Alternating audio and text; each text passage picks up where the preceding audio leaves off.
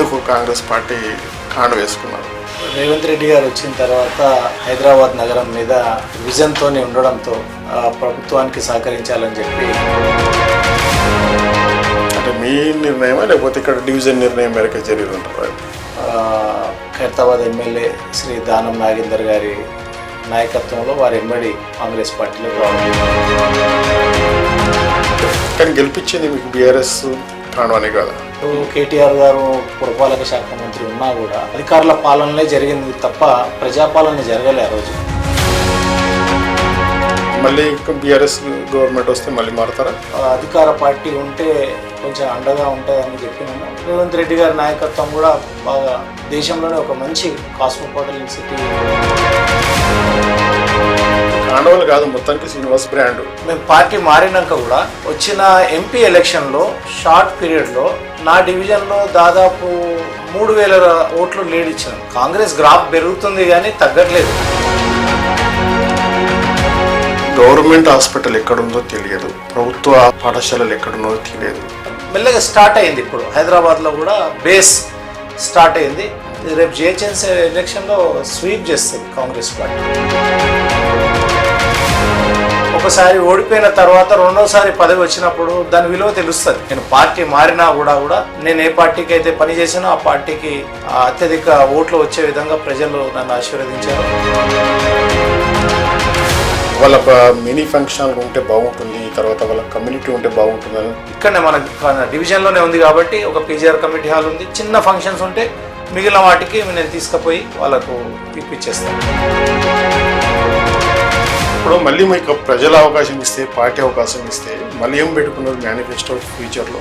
ఒక అడుగు జాగా లేని వాళ్ళని ప్రయత్నం చేసి అట్టడుగు వాళ్ళకి ముందు ఇచ్చే ప్రయత్నం చేస్తామని ఈ 15-20 రోజుల నుంచి కూడా ప్రతి కాలనీ ప్రతి బస్తీ తిరుగుతూ ఎమ్మెల్యే గారికి మంత్రి గారికి మా ద్వారా రికమెండ్ చేయాలని మేము ప్రయత్నం చేస్తాము. సమస్య వచ్చిందంటే ఫోన్లో కాదు, నేను అక్కడికి పోతా, సిబ్బందిని పిలిచి పని చేసేదాకా అక్కడ కూర్చుంటా. ప్రజల మధ్యలో ఉండడం వల్ల ప్రజలు బాగా. బీఆర్ఎస్ పార్టీ వాళ్ళు ఏంటంటే లేని వాళ్ళకి హైడ్రా వచ్చింది, ఉన్న వాళ్ళకి మాత్రం సేఫ్ జోన్ ఉంది. హైడ్రా 2500 గజాల జాగా కబ్జా గురైంది. లేఅవుట్ ప్రభుత్వము, కోర్టు, జిహెచ్ఎంసీ ఆఫీసర్ చేంజ్ కావడం ఎక్కడ అయితలేదు. మేము కాలనీ వాళ్ళు వెళ్ళి హైడ్రాకి ఇస్తే హైడ్రా ఒక్కసారి అంతా చూసుకొని మొత్తం హ్యాండ్ ఓవర్ తీసుకొని కాలనీకి అప్పగించడం జరిగింది. ఓకే, ఈరోజు మన లీడర్ ప్రోగ్రాంలో మన గెస్ట్ మరి సోమాజిగూడ తాజా మాజీ కార్పొరేటర్ సంగీత శ్రీనివాస్ యాదవ్తో. మరి ఇక్కడ ఏదైతే గతంలో ఒక బ్రాండ్గా ఇచ్చినారు, ఒక లోకల్ అనే ఒక ట్యాగ్ తోటి ఇచ్చినటువంటి తనకు ఒక పదవి, మరి ఆ రోజుల్లో మరి బీఆర్ఎస్ పార్టీ టీఆర్ఎస్ పార్టీ మరి తనకు అనుకూలించి మరి పదవి లభించింది. మరి ఫ్యూచర్ ప్లానింగ్ ఏంటిది, మరి ఇప్పుడు పబ్లిక్లో ఉన్నటువంటి గ్రోత్ ఏంటిది, జరగవలసిన అభివృద్ధి ఇంకా మిగిలే ఉందా, తన మేనిఫెస్టో తోటి ఏ మేనిఫెస్టోతో ప్రజల ముందుకు వచ్చారు, మరి తన మాటలో తెలుసుకుందాం. అన్న నమస్తే. నమస్తే అన్న. శ్రీనివాస్ గారు, ఏ పార్టీ మనది ఇప్పుడు, కాంగ్రెస్ టీఆర్ఎస్? కాంగ్రెస్ పార్టీ అన్న. ఇప్పుడు ఎందుకు కాంగ్రెస్ పార్టీ కాండ వేసుకున్నారు? ఎందుకంటే రేవంత్ రెడ్డి గారు వచ్చిన తర్వాత హైదరాబాద్ నగరం మీద ఆయన ఒక విజన్తోనే ఉండడంతో ప్రభుత్వానికి సహకరించాలని చెప్పి రేవంత్ రెడ్డి గారి నాయకత్వంలో కాంగ్రెస్ పార్టీలో చేరడం జరిగింది. అంటే మీ నిర్ణయమా లేకపోతే ఇక్కడ డివిజన్ నిర్ణయం మేరకు జరిగి ఉంటారు? అంటే పరిస్థితులు ప్రభుత్వంలో ఉంటే డివిజన్లో ఇంకా అభివృద్ధి చేసుకోవడానికి, నిధులు తెచ్చుకోవడానికి ఒక అవకాశం ఉంటుందని చెప్పి ఖైరతాబాద్ ఎమ్మెల్యే శ్రీ దానం నాగేందర్ గారి నాయకత్వంలో వారి ఎమ్మడి కాంగ్రెస్ పార్టీలోకి రావడం జరిగింది. తీసుకొచ్చారా? మరి నిధులు ఏమైనా తీసుకొచ్చారా? 100కు 1000% తీసుకొచ్చాం. సాటిస్ఫై ఉన్నారా మరి మీ మీద? ఎందుకంటే కాంగ్రెస్ పార్టీ కండువ కప్పున్నందుకు నిధులు తీసుకొచ్చారు శ్రీనివాస్ గారు అనేది ఇక్కడ సాటిస్ఫై ఉన్నారు ప్రజలు సాటిస్ఫై అయి ఉన్నారు. నేను కూడా వచ్చినందుకు కూడా ప్రభుత్వం కూడా సహకరించింది. జిహెచ్ఎంసీ నుంచి కూడా ఎక్కువ నిధులు తీసుకొచ్చి ఈ 2 సంవత్సరాలలో బాగా ప్రజలకు మౌలిక సదుపాయాలు కల్పించడంలో సక్సెస్ఫుల్గా ఈ 2 సంవత్సరాలు, పార్టీ మారిన 2 సంవత్సరాల్లో బ్రహ్మాండమైన అభివృద్ధి చేయడం జరిగింది. అంటే బీఆర్ఎస్ పార్టీలో ఉన్నప్పుడు మీకు నిధులు తక్కువ వచ్చాయా? చాలా తక్కువ వచ్చినాయి అప్పుడు చెప్పాలంటే. అప్పుడు కేటీఆర్ గారు పురపాలక శాఖ మంత్రి ఉన్నా కూడా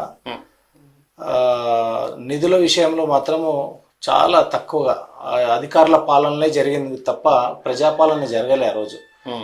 మేము ప్రజలతో ఎన్నుకోబడ్డా కూడా అధికారులు ఒక నియంత్రిత ధోరణితో అది కార్పొరేటర్లు అన్నా ఏదన్నా కూడా అంత పెద్దగా విలువ ఇచ్చేవాళ్ళు కాదు.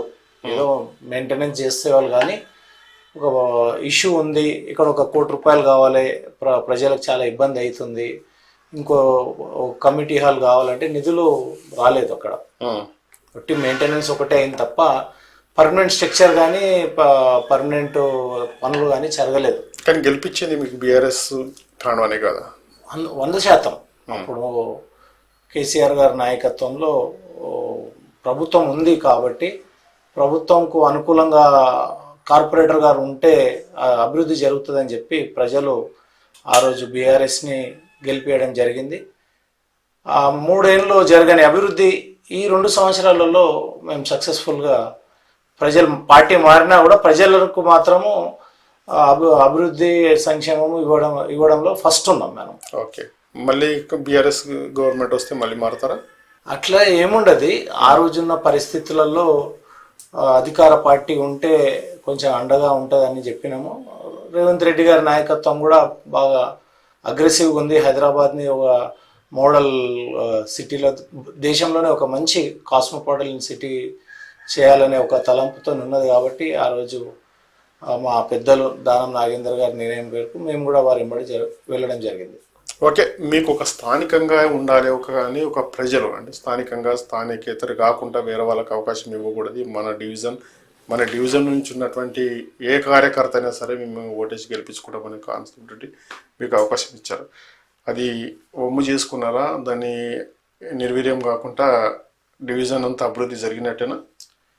ఏదైతే ప్రజలు లోకల్ క్యాండిడేట్ మాకు అందుబాటులో ఉంటాడు అని చెప్పి, స్థానిక సంస్థల ఎన్నికలు కాబట్టి లోకల్ మీదనే ఎక్కువ ఆధారపడి ప్రజలు ఓటేస్తారు కాబట్టి నేను మార్కులు వేసుకోవాలన్నా కూడా ఒక 60-70% నేను ప్రజల్ని మెప్పియడంలో నేను సక్సెస్ఫుల్ అయినా అని నా మనస్సాక్షి ప్రకారం నేను సాటిస్ఫై అయినాను.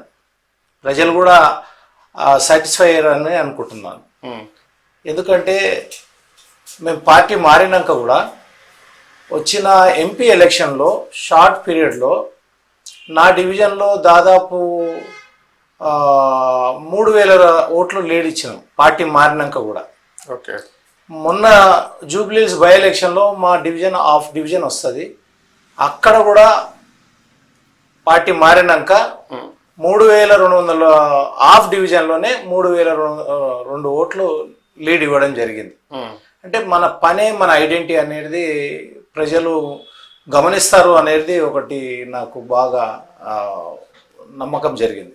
ఓకే, ఇప్పుడు ఫ్యూచర్ ప్లానింగ్ తీసుకుంటే మరి ఇప్పుడు కాంగ్రెస్ పార్టీ గ్రాఫ్ పడిపోతుంది డైలీ రోజు రోజుకి, మరి కార్ స్పీడ్ అయితే పెరుగుతూ ఉంది. మరి మీరేం చెప్పబోతారు డివిజన్కి? దాన్ని నేను ఏకీభవించాను. ఎందుకంటే మొన్న జరిగిన మున్సిపల్ ఎలక్షన్ తీసుకోండి, సర్పంచ్ ఎలక్షన్లు తీసుకోండి, మొత్తం బ్రహ్మాండమైన 80%, 85% రిజల్ట్ వచ్చింది కాంగ్రెస్కి. కాంగ్రెస్ గ్రాఫ్ పెరుగుతుంది కానీ తగ్గట్లేదు. ఇంతకుముందు హైదరాబాద్లో ఒక సీట్ లేనిది 2 బై ఎలక్షన్లో మనం జూబ్లీస్ కానీ కంటోన్మెంట్ కాంగ్రెస్ వచ్చింది. గ్రాఫ్ పడిపోతుందని ఎక్కడ అనుకుంటున్నాం? గ్రాఫ్ పెరుగుతుంది. 0 ఉన్న హైదరాబాద్లో ఒక పెద్ద కాన్స్టిట్యున్సీ జూబ్లీహిల్స్లో గెలవడము, కంటోన్మెంట్లో గెలవడము, అది పార్టీకి ఒక మంచి వే స్టార్ట్ అయింది. బీఆర్ఎస్ పార్టీ గవర్నమెంట్ ఉన్నప్పుడు మీకు సీట్లే రాలేవు, కాంగ్రెస్కు రాలేదు. అవును, మొత్తం మీకు మెయిన్ ఎలక్షన్లో చూసుకున్నా కూడా మనకు 10-20 సీట్లు దాటలేదు. అప్పుడు ఏ బై ఎలక్షన్ వచ్చినా బీఆర్ఎస్ఏ గెలిచింది.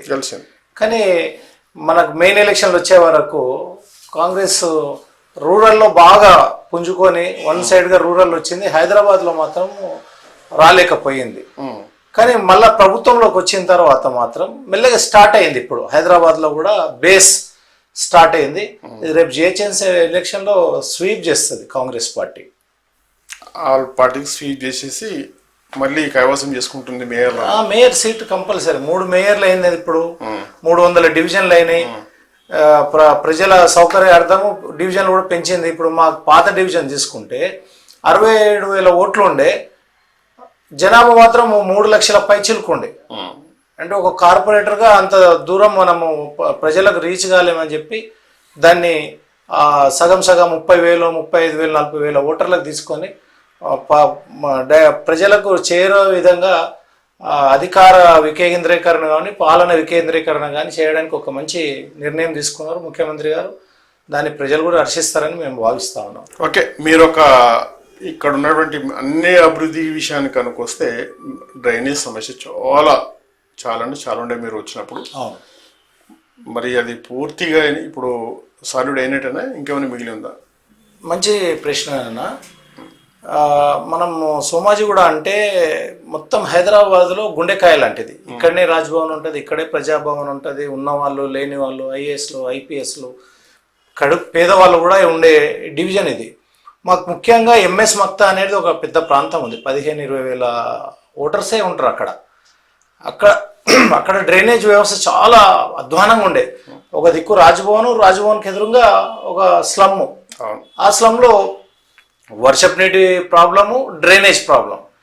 నేను కార్పొరేటర్ అయిన తర్వాత అక్కడ 1 కోటి రూపాయలతోనే అండర్ గ్రౌండ్ డ్రైనేజ్ ఏర్పాటు చేయడం జరిగింది. తర్వాత వర్షం వస్తే లో లెవెల్ ఏరియా అక్కడ మన ఖైరతాబాద్ ఎమ్మెల్యే దానం నాగేందర్ గారి నిధులతోనే 2 కోట్ల రూపాయలతోనే పెద్ద సంపులు పెట్టేసి, ఆ సంపుల నుంచి ఎప్పటికప్పుడు ఆటోమేటిక్గా వర్షం పడ్డ వెంటనే ఆటోమేటిక్గా మనకు సాగర్లోకి పోయే విధంగా సంపులు పెట్టి అక్కడ నుంచి ఆటోమేటిక్ పంపులు పెట్టడంతో ప్రజలు చాలా రిలాక్స్ అయిపోయారు.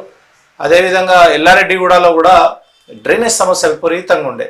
ఎందుకంటే అప్పుడున్న జనాభాకి ఇప్పుడున్న జనాభాకి హైదరాబాద్ అంతా ఎక్కడెక్కడి నుంచో వచ్చి ఇక్కడ ఇన్స్టిట్యూట్స్ ఎక్కువ ఉంటాయి, హాస్టల్స్ ఎక్కువ, కమర్షియల్ హోటల్స్ ఎక్కువ, పైప్ లైన్స్ తక్కువ ఉండడం. ప్రతి మెయిన్ లైన్లో అన్ని డ్రైనేజ్ పనులు పూర్తి చేసి, నేను అనుకుంటా డ్రైనేజ్ విషయం 90% ఇక మెయింటెనెన్స్ ఉంటుంది తప్ప ఇక లైన్లు వేయడం అది వేయడం ఎక్కడ లేదు. నేను సక్సెస్ఫుల్గా ఈ డ్రైనేజ్ వ్యవస్థ కానీ మంచి మనకు వర్షపు నీటి కాలువ, మాకు వర్షపు నీటి కాలువ బిఎస్ఎన్ఎల్ అని మనకు అమీర్పేట్ మెట్రో స్టేషన్ కిందనే మనకు బిఎస్ఎన్ఎల్ నాలా ఉంటుంది. ఈ నాలా ఎక్కడ నుండి జూబ్లీహిల్స్లో ఉన్న Chiranjeevi blood bank, Venkatagiri police battalion, Jubilee Hills పైన ఎమ్మెల్యే క్వార్టర్సు, కృష్ణానగర్, ఈ ఫ్లో అంతా కూడా ఇక్కడికి రావాలి. ఇక్కడ నుంచి అమీర్పేట్ నాలా నుంచి హుస్సేన్ సాగర్కి వెళ్తుంది. కానీ ఇన్ని రోజులు గతంలో ఉన్నటువంటి వాళ్ళు పట్టించుకోకపోవడం వల్ల అవంతా సిల్ట్ జమ అయిపోయి ఆ వర్షపు నీటిలో వచ్చే కాలువలో చెట్లు పడిపోయి రావడానికి ఇబ్బంది ఉంటే దాన్ని బాగా యుద్ధ ప్రాతిపదికన మేము అధికారులతో మాట్లాడి, వచ్చిన కాంట్రాక్టర్లతో మాట్లాడి ఎప్పటికప్పుడు సిల్ట్ తీసుకుంటా వాటిని తీయడంతో మొన్న వర్షాలు వచ్చినా కూడా, ఇంత పెద్ద వర్షాలు వాటర్ రెయిన్ బ్లస్ట్ అయినా కూడా ఎక్కువ ముంపు లేకుండా సాఫీగా జరగడానికి చాలా హ్యాపీగా ఫీల్ అయినా. మొన్న వరదలు వచ్చినా కూడా చాలా తక్కువ డ్యామేజ్తోనే పోతే ప్రజలు కూడా చాలా అప్రిషియేట్ ఫీల్ అయ్యారు. ఓకే, ఇప్పుడు ఎంత కరప్ట్ చేసిరో శ్రీనివాస్ గారు బయట అంటే ఏం చెప్తారు? నా మనస్సాక్షి చెప్తున్నా కానీ కరప్షన్ చేయలే. ఎందుకంటే ఒక కసితోని ప్రజలకు ఒక అవకాశం ఇస్తే వాళ్ళకు అందుబాటులో ఉండాలి, వాళ్ళ సమస్యలే నా సమస్యలుగా అనుకొని రాజకీయాల్లోకి వచ్చినాం. ఎందుకంటే ఒకసారి ఓడిపోయిన తర్వాత రెండోసారి పదవి వచ్చినప్పుడు దాని విలువ తెలుస్తుంది. ఫస్ట్ సారి వస్తే కొంతమందికి తెలుస్తుంది, తెలియదు. కానీ ఒక్కసారి ఫెయిల్ అయ్యి మళ్ళొక్కసారి పాస్ అయితే ఆ బాధ అనేది తెలుస్తుంది. కాబట్టి ఆ ప్రజల మెప్పు పొందడానికి అహర్నిశలు 24/7 నేను అందుబాటులో ఉన్నాను. ఆ రిజల్ట్ కూడా మొన్న బై ఎలక్షన్లో కానివ్వండి, ఎంపీ ఎలక్షన్లో కానీ ప్రజలు నాకు మంచి నా పట్ల అభిమానంతోనే, నేను పార్టీ మారినా కూడా నేను ఏ పార్టీకి అయితే పనిచేసానో ఆ పార్టీకి అత్యధిక ఓట్లు వచ్చే విధంగా ప్రజలు నన్ను ఆశీర్వదించారు. చాలా హ్యాపీగా ఫీల్ అవుతున్నాను. కానీ కాండవాలు కాదు, మొత్తానికి శ్రీనివాస్ బ్రాండ్ అంతేనా? పార్టీ ఉంటేనే మనం కదా సార్, పార్టీ స్థాయికి తెచ్చిందంటే పార్టీ పేరు నిలబెట్టాలంటే నేను పనిచేయాలి. అది రెండు కలిస్తేనే సక్సెస్ వస్తుంది. ఓకే, ఇప్పుడు స్లమ్ ఏరియాకు సంబంధించినటువంటి అంశం మాట్లాడుకుంటే అక్కడ ఏర్పాట్లే కానీ అభివృద్ధి విషయం కానీ చూస్తే ఎట్లా, మీరు ఏం చూస్తారు, ఏం చెప్తారు అక్కడ అభివృద్ధి కోసం? బస్తీలలో ఎట్లుందంటే ఎక్కువ శానిటేషన్, చెత్త ప్రాబ్లము, స్ట్రీట్ లైట్ల ప్రాబ్లము, సీజన్లో దోమలది ప్రాబ్లము, లేకుంటే స్ట్రీట్ డాగ్స్ ప్రాబ్లము, ఇవన్నీ ఉంటాయి. అవన్నీ కూడా అధికారులతో మాట్లాడి పొద్దున్నే 7-8 గంటలకు ఫీల్డ్లో ఉండి ఎక్కడ ఏ ప్రాబ్లం ఉంది, ఏముంది ఎప్పటికప్పుడు అధికారులకు చేరవేయడం, మళ్ళీ అది దాని వెంబడి ఫాలోఅప్ చేసి ఆ పని పూర్తయ్యే వరకు కూడా దాని మీద దృష్టి ఉంటుంది. కాబట్టి చాలా వరకు అధికారులు కానీ కింద స్థాయి ఫీల్డ్ వాళ్ళు కానీ కూడా బాగా సహకరిస్తున్నారు. వాళ్ళు లేనిది మనం ఏం చేయలేం. కోఆర్డినేషన్, అధికారులు ప్రజాప్రతినిధులు కోఆర్డినేషన్ ఉంటేనే మనం ప్రజలకు మంచి బెస్ట్ ఇవ్వగలుగుతాం సార్. ఓకే, ఇప్పుడు డివిజన్ అంటే బ్రాండ్ ఇది, సోమాజిగూడ అంటే ఆల్ విఐపీస్ ఉన్నటువంటి విఐపీస్ ఎంత ఉన్నారో స్లమ్లు కూడా అంతే ఉన్నారు, పేదవాళ్ళు కూడా అంతేనే ఉన్నారు. గవర్నమెంట్ హాస్పిటల్ ఎక్కడుందో తెలియదు, ప్రభుత్వ పాఠశాలలు ఎక్కడున్నదో తెలియదు, మొత్తం కార్పొరేట్ స్థాయిలో పరిచయాలు ఉన్నటువంటి వ్యవస్థ.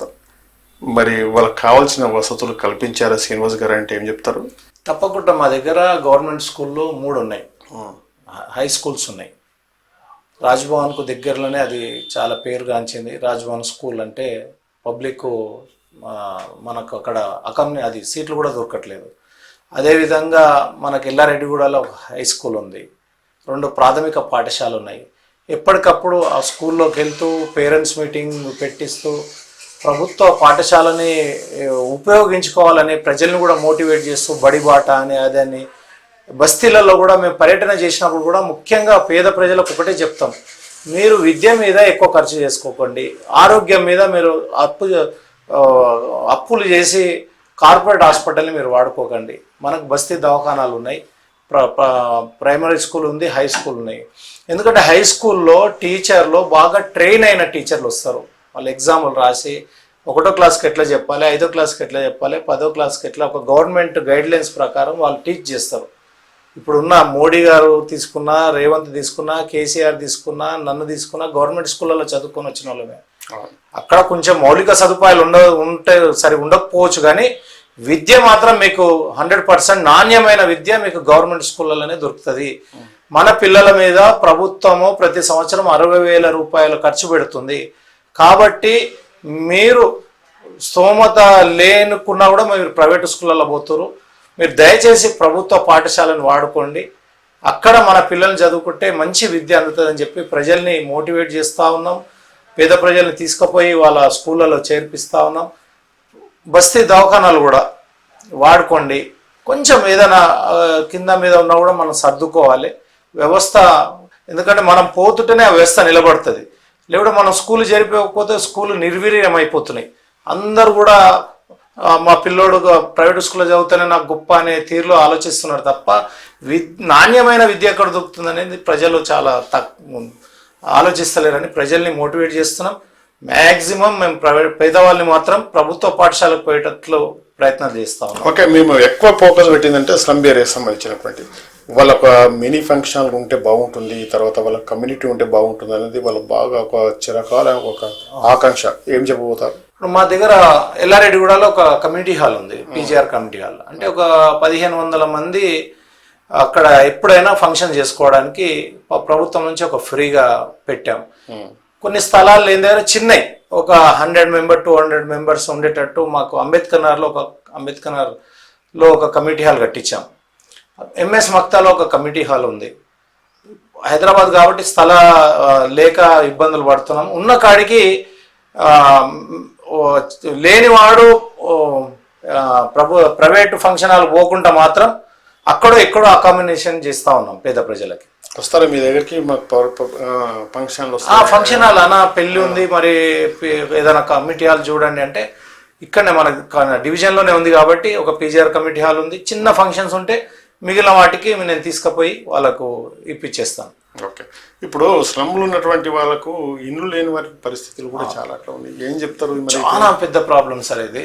ఇల్లు లేని వాళ్ళు గత ప్రభుత్వం ఏం చేసిందంటే డబుల్ బెడ్రూమ్ అని చెప్పి చాలా ఆశ పెట్టేసింది ప్రజలకి.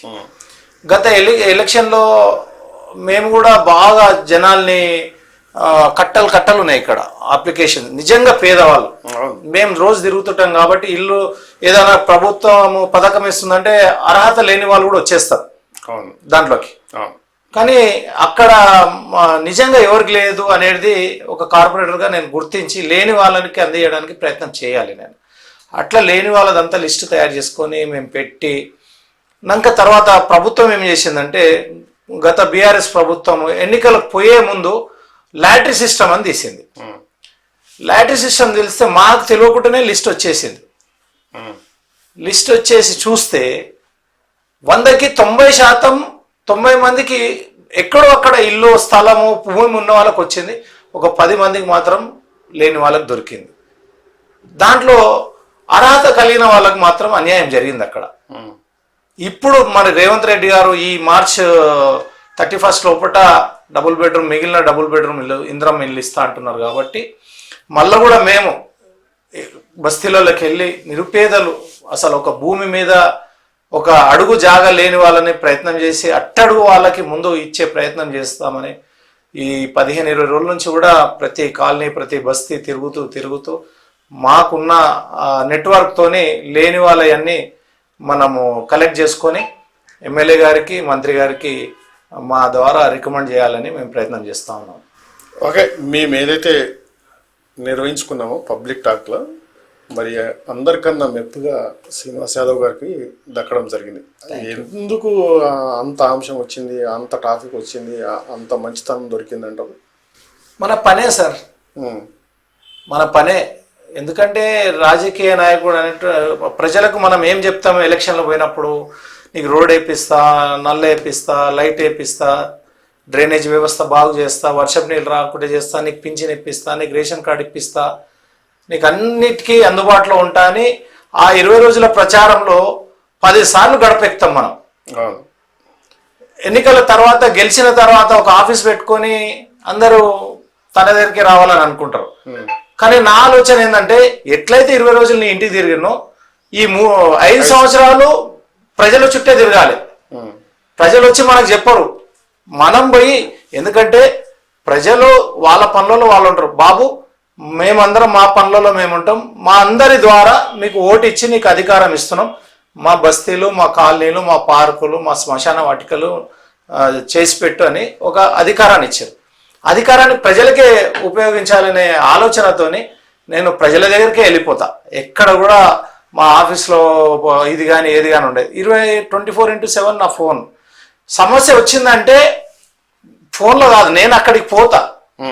పోయి అక్కడ అధికారులను పిలిచి లేకుంటే కింది స్థాయి వాళ్ళని సిబ్బందిని పిలిచి పని చేసేదాకా అక్కడ కూర్చుంటా. దానివల్ల నాకు ప్రజల మధ్యలో ఉండడం వల్ల ప్రజలు బాగా నాతోని ప్రేమతోని సత్సంబంధాలు, అరే అన్నకు చెప్తే ఒక పని అవుతుంది అనే బ్రాండ్ మాత్రం తెచ్చుకోగలిగిన. కొన్ని పనులు సంకల్పము దాంట్లో ఏం ఇది ఉండదు, కానీ కొన్ని పనులు ఐఐటి అవుతాయి, 90% అవుతాయి. ఓ 10 పనులు కాకపోవచ్చు, కొన్ని కారణాల వల్ల కాకపోవచ్చు. అవును. ఇప్పుడు హైడ్రా వచ్చి అద్భుతంగా అనేది మీరు చెప్తున్నారు. మరి బీఆర్ఎస్ పార్టీ వాళ్ళు ఏంటంటే ఉన్న వాళ్ళకే లేని వాళ్ళకే హైడ్రా వచ్చింది, ఉన్న వాళ్ళకి మాత్రం సేఫ్ జోనే ఉంది హైడ్రా. మరి లేని వాళ్ళకే ఇది పెద్ద నష్టం కలిగించే విధంగా ఉన్నదని వాళ్ళు చెప్తా ఉన్నారు. మీరేమంటారు? హైడ్రా మిక్స్డ్ ఒపీనియన్ ఉంది. కాకపోతే నా డివిజన్కి వచ్చే వరకు హైడ్రా సక్సెస్ఫుల్గా ఉంది. ఎందుకంటే మా దగ్గర సార్దిష్యుడు దగ్గర ఒక 2500 గజాల జాగా కబ్జా గురైంది. Layout, park layout. ఆ కాలనీ వాళ్ళు 40 సంవత్సరాల నుంచి కొట్లాడుతూ ఉన్నారు పార్క్ అని చెప్పి. ప్రభుత్వము, కోర్టు, జిహెచ్ఎంసీ ఆఫీసర్ చేంజ్ కావడం ఎక్కడ అయితలేదు. మేము కాలనీ వాళ్ళు వెళ్ళి హైడ్రాకి ఇస్తే హైడ్రా ఒక్కసారి అంతా చూసుకొని వచ్చేసి మొత్తం హ్యాండ్ ఓవర్ తీసుకొని కాలనీకి అప్పగించడం జరిగింది. అంటే ఒక 2500 గజాల జాగా అంటే ఇలా అమీర్పేట సెంటర్లో 3 లక్షల రూపాయల గజం వేసుకున్న ఎంత ఉంటుందో మీకు తెలుసు. అది ఒకటి మా వరకు, మా డివిజన్ వరకు సక్సెస్ అయినాం. అదేవిధంగా నాలాల ఎంక్రోచ్మెంట్ అయింది. చెప్పంగానే ఎంబడే వచ్చేసి సిబ్బంది నాలాలది ఏదైతే ఎంక్రోజ్ అయిందో, ఎక్కడైతే వాటర్ స్టాగ్నెట్ అవుతుందో ఆ పాయింట్ని ఓపెన్ చేయడం వల్ల వర్షం నీళ్ళు ఇళ్లలోకి రాకుండా వెళ్ళిపోతా ఉంది. అట్లా చాలా మటుకు మనం చూస్తూ ఉన్నాము. మరి కొంతమంది ఇండ్లు పోతే ఎవరికైనా బాధ ఉంటుంది, తెలిసో తెలియకో కట్టుకుంటారు. ఈరోజు వర్షం వచ్చినప్పుడు ఇది తీస్తేనే కానీ అది పరిష్కారం కాదు. కాబట్టి ముళ్ళు కుచ్చుకున్న తర్వాత నొప్పి వేస్తుంది, కానీ తను తీస్తేనే రిలాక్స్ వస్తుంది. ఇక ముళ్ళే కదా నొప్పి మళ్ళీ తీస్తే ఇంకా ఆపరేషన్ చేయాలనుకుంటే ఆ ఇస్సా కులిపోతుంది. కాబట్టి ప్రక్షాళన జరగాలి, నాలాల వెడల్పు జరగాలి. పార్కులు మనకు చాలా మటుకు కబ్జా అయిపోయినాయి, అవన్నిటిని కూడా కబ్జాల చెర నుంచి విడుస్తున్నారు. కొన్ని జాగాలలో ఎవరైనా ఇల్లు పోయిన వాళ్ళు చాలా బాధపడతారు. నా ఇల్లు పోయినా నేను బాధపడతా, కానీ 100 మందికి ఉపయోగపడేటప్పుడు ఒక 2-3కి ఇబ్బంది అవుతుంది. అయినా ప్రభుత్వం వాళ్ళని ఆదుకోవాలి. వాళ్ళని కంపల్సరీ వాళ్ళకి జరిగిన నష్టాన్ని కంపల్సరీ ఏ ప్రభుత్వం ఉన్నా వాళ్ళకి నష్టపరిహారమా లేకుంటే ఇంకో దగ్గర ఆకర్షణ ఇవ్వాలి. కానీ హైడ్రా మాకు మొన్న బై ఎలక్షన్లో జరిగినా కూడా హైడ్రా కూడా మాకు సక్సెస్ ఓటింగ్ పెరగడానికి కూడా హైడ్రా కూడా ఒక తోడ్పడ్డది. ఓకే, ఇప్పుడు మళ్ళీ మీకు ప్రజల అవకాశం ఇస్తే, పార్టీ అవకాశం ఇస్తే మళ్ళీ ఏం పెట్టుకున్నారు మేనిఫెస్టో ఫ్యూచర్లో? ప్రజలకు ఇంకా కొన్ని మా డివిజన్లో ఇంకా కొన్ని సమస్యలు ఉన్నాయి. మేము చేసినాం ఒక 60-70% అయినాయి. ఇంకా కొన్ని సమస్యలు పెద్దవి ఉన్నాయి. మాకు ఎల్లారెడ్డిగూడలో వాటర్ ప్రెషర్ లేకపోవడం వల్ల, జనాభా పెరిగి కెపాసిటీ లేకపోవడం వల్ల ప్రెషర్ రావట్లేదు. దానికి ఒక 50 కోట్ల రూపాయల నిధులతోనే ఒక ఓవర్ హెడ్ ట్యాంక్ కట్టాలని చాలా రోజుల నుంచి అనుకున్నా, కుదరలేదు. మళ్ళా ఎలక్షన్లో ప్రజలు గెలిపిస్తే, ఎందుకంటే చాలా మటుకు మౌలిక సదుపాయాలు కల్పన జరిగిపోయింది కాబట్టి ఆ ఒక సంవత్సరం ఒక బడ్జెట్ దానికి ఇప్పగలిగితే దాదాపు ఒక 60-70 వేల కుటుంబాలకు సప్లై మంచి జరుగుతుంది. అదొకటి పెండింగ్లో ఉంది. ఇంకా ఎంఎస్ మక్తాలో కూడా అక్కడ కూడా వాటర్ ఇక పొల్యూషన్ ఎక్కువ అవుతా ఉంది. లైన్లు అన్నీ ఒకసారి చేంజ్ చేసేయాలి. మొత్తం ఒక్కసారి రిమోడలింగ్ పైపులన్నీ తీసేసి రిమూవ్ చేసి కొత్తది కొంచెం కెపాసిటీ కూడా పెంచి అక్కడ చేయాలి. మాకు బిఎస్ మక్తాలో కూడా సేమ్ అదే, అప్పటి కాలంలో లైన్లు తీసుకుంటున్నారు, ఎక్కడి వాళ్ళు అక్కడ తీసుకుంటే దానికి రంధ్రాలు ఇలా పైప్ లైన్ ఉంటే రంధ్రాలు ఎక్కువ అయిపోయినాయి. దానివల్ల పొల్యూషన్ వస్తుంది ఎక్కడనో అక్కడ. మళ్ళొక్కసారి ఈ స్లమ్లలో పైప్ లైన్స్ చేంజ్ చేసుకోవాలి. చేసుకుంటే మళ్ళీ ఒక 20-30 ఏళ్ళు ప్రజలకు, ఎందుకంటే మంచి నీరు, ఎందుకంటే హైదరాబాద్లో ఈ మనకు 20 లీటర్ వాటర్ తాగడం కన్నా కూడా హెచ్ఎండబ్ల్యూస్ వచ్చే వాటర్ తాగితేనే మనకు చాలా సేఫ్ ఉంటాం. హైదరాబాద్ నీళ్ళు అంటేనే ఒక బ్రాండ్. హైదరాబాద్ నీళ్ళు పడ్డాయి అంటారు ఎవరన్నా. కాబట్టి అది శరీరానికి కానీ మంచికి కానీ ఆ వాటర్ తాగాలి మనం. కాబట్టి మంచి నీళ్ళు ఇస్తే ఇంకా పబ్లిక్ హ్యాపీగా ఫీల్ అవుతారు. చేస్తారా శ్రీనివాస్ యాదవ్ గారు ఇది సోషల్ యాక్టివిటీ? ఎందుకంటే ఇప్పుడు ప్రభుత్వ రంగం అభివృద్ధి భాగం ఒకవైపు అయితే, మీ ఓన్గా గరీబులు వస్తే వాళ్ళు విలువ వస్తే అటువంటి స్వచ్ఛందంగా హెల్ప్గా తప్పకుండా. ఎందుకంటే మీరు అన్నట్టు ఈ డివిజన్లో పేదవాళ్ళు ఎంత ఉన్నారు, ధనికులు ఎంత ఉన్నారో పేదవాళ్ళు కూడా అంతనే ఉన్నారు. ఆ పూటకు లేని వాళ్ళు కూడా చాలా మంది ఉన్నారు. కాబట్టి వాళ్ళ ఇంట్లో ఏదైనా జరిగినా, ఏదైనా యాక్సిడెంట్ అయినా, ఏదైనా నాతో సాయం అయింది నేను చేస్తే ఎక్కువ మటుకు మా దానం నాగేందర్ గారు కాదనకుండా ఏది పెళ్ళికి కానీ, ఏదైనా హాస్పిటల్ కానీ, పిల్లలకు చదువులకు కానీ 100 దానం అంటే ఇక ఆయన దానకర్ణుడే. మీ దగ్గరికి ఏది వచ్చినా వయా దానం. ఆయన ఎందుకంటే ఆయన పేరులోనే దానం ఉంది. ఒకసారి కాదు, 2 సార్లు కాదు, 6 సార్లు హైదరాబాద్ లో గెలవడం అంటే నాట్ జోక్ కదా. ఎంతో మంది ఏదో చెప్తా ఉంటారు కానీ ప్రజలే కదా ఓటు వేసేది. ప్రజలలో సింపతి లేని గెలవలేరు కదా ఏ నాయకుడు అయినా కూడా. హైదరాబాద్ లో కాస్మోపాలిటన్ సిటీ, ఎక్కడెక్కడి నుంచో వస్తారు జనాలు. యూపీ, బీహారు, రాజస్థాను, కేరళ, ఆంధ్రప్రదేశ్, ఒరిస్సా, ఇట్లా ఎక్కడెక్కడ నుంచి వచ్చిన వాళ్ళు ఇవాళ ఈ ఓటర్ ఇక్కడ ఉంటే వచ్చే 5 ఏళ్ళకు ఇంకో దగ్గర ఉంటాడు, ఇంకో కొత్త ఓటర్ జమ అవుతాడు. అదే మీరు పల్లెటూరులోకి పోతే 90% వాళ్ళే ఉంటారు. అక్కడ గెలవడం ఈజీ. కానీ ఇక్కడ వచ్చిన వాళ్ళని ఎప్పటికప్పుడు వచ్చిన వాళ్ళతో కూడా సత్సంబంధాలు పెట్టుకోవడం చాలా గ్రేట్ అయినా. ఎందుకంటే ఆయన చూసే మేము సర్వీస్ ఎట్లా చేయాలి, ప్రజలకు ఎట్లా మనం అందుబాటులో ఉండాలని చెప్పి మాకు ఎప్పటికప్పుడు ప్రజల్లో అందుబాటులో ఉండాలని, ఏ రాత్రి వర్షం వచ్చినా ముందు ఫోన్ చేసి ముందు మీరు ఎక్కడెక్కడ ప్రాబ్లం ఉందో వెళ్ళిపోండి బస్తీలకు అని చెప్పి ఆదేశాలు ఇస్తూనే ఉంటాడు. ఓకే, ఏదైతే ఇప్పటి వరకు ప్రజల్లో ఇచ్చినటువంటి ఒక లోకల్, మరి ఫ్యూచర్లో వచ్చే ఎలక్షన్లకు తన అభివృద్ధి వయా దానం నాగేందర్ ఏదైతే సోషల్ వర్క్ విషయంలో కావచ్చు, హెల్ప్ నేచర్ విషయంలో కావచ్చు, మరి తను వచ్చే ఎలక్షన్స్లో మళ్ళీ ప్రజలు అవకాశం ఇస్తే తన మేనిఫెస్టో ఇంకా చాలా అద్భుతంగా ఉంటుంది. ఇప్పుడు చేయనంత పరిస్థితులు మళ్ళీ వచ్చే ఎలక్షన్ తర్వాత గెలిచిన తర్వాత ఇంకా చాలా అభివృద్ధి బాటలో తీసుకెళ్తానని చెప్పేసి మనతో చెప్తా ఉన్నాను.